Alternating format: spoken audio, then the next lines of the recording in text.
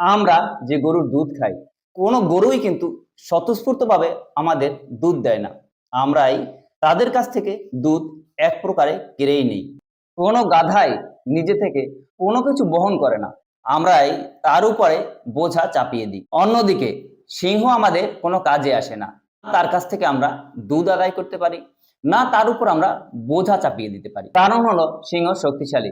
কোনো একজন মানুষের সাহস নেই তাকে দিয়ে কাজ করাবে কিংবা তার উপর কোনো বোঝা চাপিয়ে দেবে। অথচ এই সিংহকেই আমরা সম্মান করে রাজা উপাধি দিয়েছি।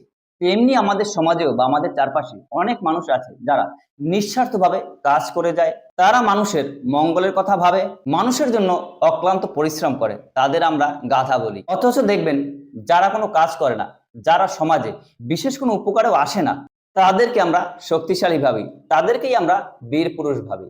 একজন শিক্ষকের চেয়ে আমরা একজন এমএলএ কেই বেশি গুরুত্ব দিই। অথচ শিক্ষকই হলো সমাজ গড়ার কারিগর।